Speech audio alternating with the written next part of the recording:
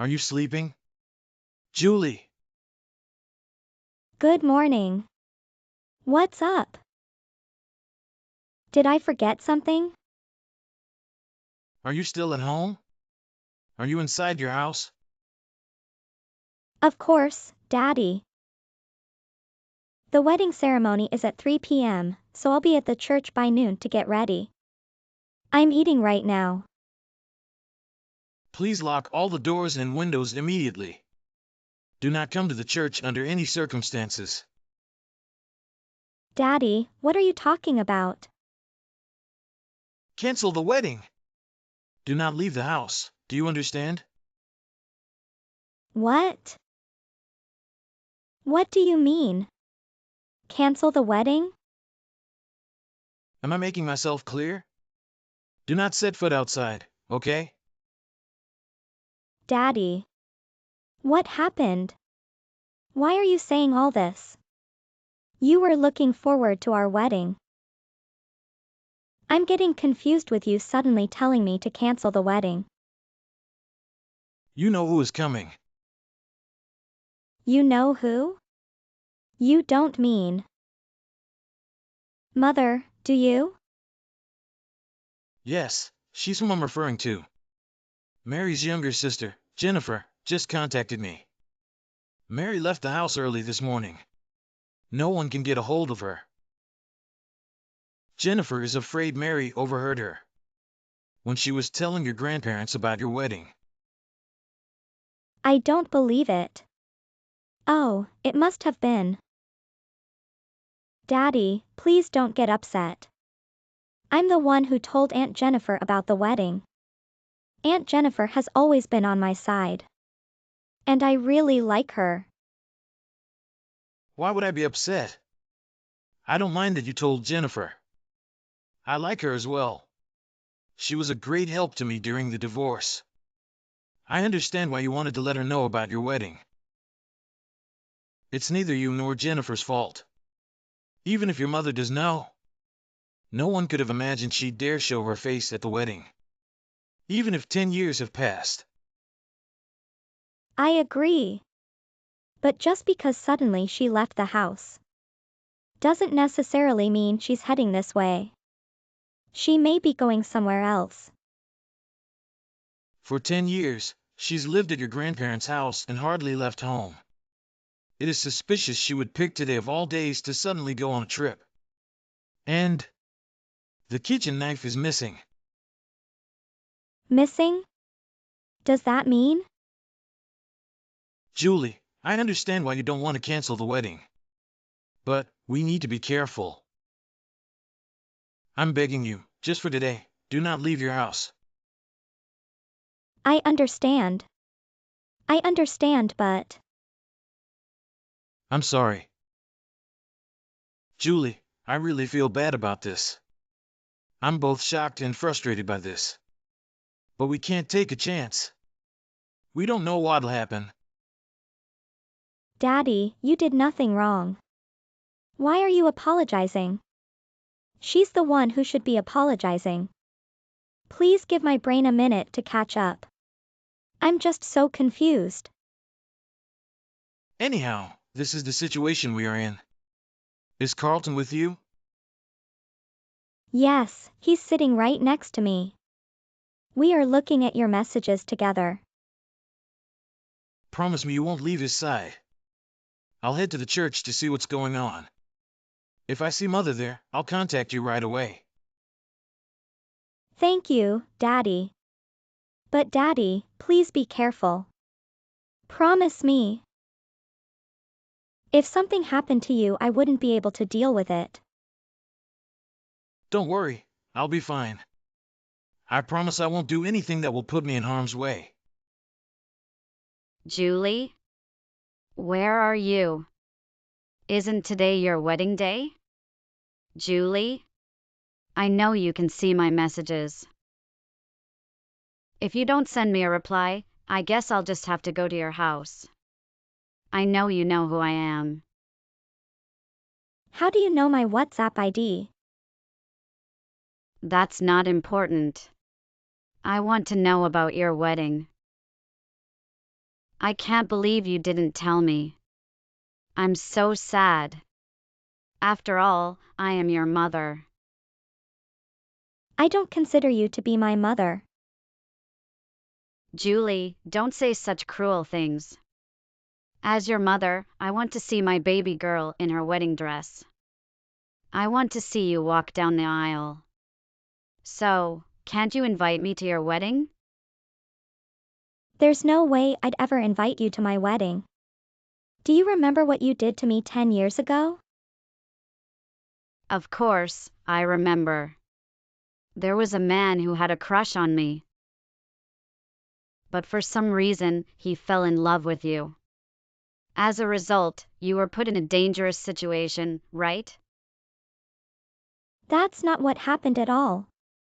I'll never forget it. You offered me, your own daughter, to your lover. Just because your lover promised to marry you if he could, you know, with me. How could you? You're so disgusting. If Daddy hadn't saved me. I still have nightmares about it. How could you do such a thing to your own child? It's all a misunderstanding. That man, he lied to you and your father. He twisted the facts so he wouldn't get arrested. Please believe me. I won't believe you. When I called out to you for help, do you remember what you said to me? It's your own fault for leading him on, you child seductress. It's been 10 years, but I'll never forget it. I hate you from the bottom of my heart. I'm done playing nice. You're still a brat. That's right, you stole my lover and my husband from me. I'm sure you seduced your husband with your petty charms. You haven't changed at all. I'm really glad I cut off all ties to you. You act so high and mighty. And what comes out of your mouth isn't pretty. You know all of this is your own fault. If you had only listened to me, I would be leading a luxurious life now. My lover, he's a terribly wealthy man. So, that's the type of man you wanted to spend the rest of your life with? And it didn't matter that you were married, you betrayed Dad. Moreover, you used your own daughter as a prop in your selfish plan. You haven't changed at all. You're exactly the same. No matter how much pain you've caused others, you don't feel any remorse. You're the one who needs to be remorseful. Don't make me laugh. You stole your own mother's happiness. And now, you think you have a shot at happiness? There is no way that'll happen. I forbid it. No way. You're the last person on earth that deserves to be happy. I'll ruin it for you. I can't wait to see you walk down the aisle. Do you understand your intentions? Avoid causing chaos in Julie's life once more.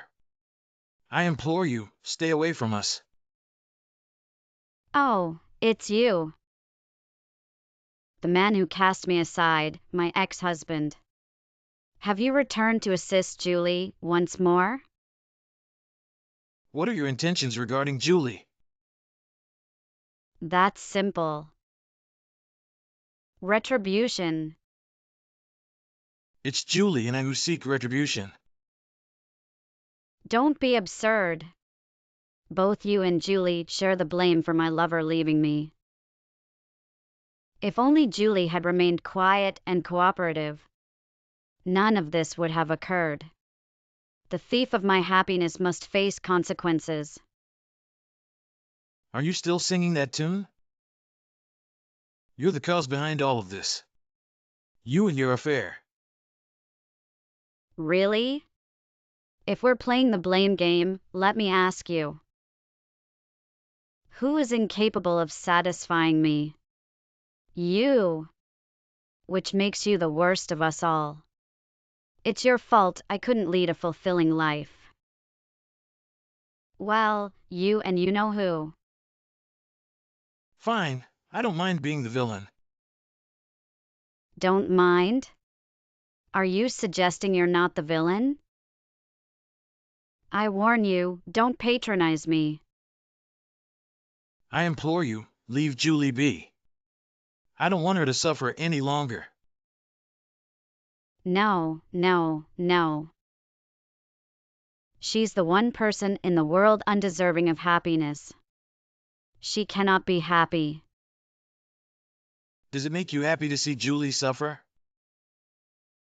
That's correct. And you know, I'll do anything for my happiness. I thought you understood that. By the way, where is everyone? I'm in the family waiting room, but it's empty.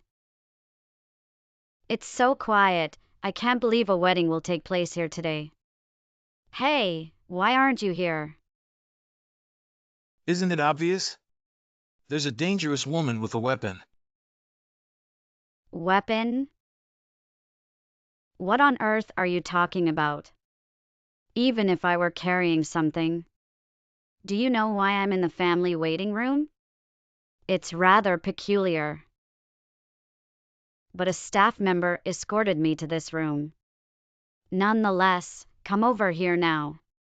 Oh, perhaps. Are you waiting for me to leave the church? Sorry to disappoint you, but I won't be leaving anytime soon. Please, don't leave. Or to be more precise, I don't think you can leave. What do you mean? The police should be arriving about now. Sit quietly and wait for them. The police? We, the church staff and I, reported you. We saw you carrying a knife on the surveillance camera. Hold on a second. The door won't open. Of course. We've locked it from the outside. There's no way we'd allow a criminal to wander around freely. You can't leave that room and go home.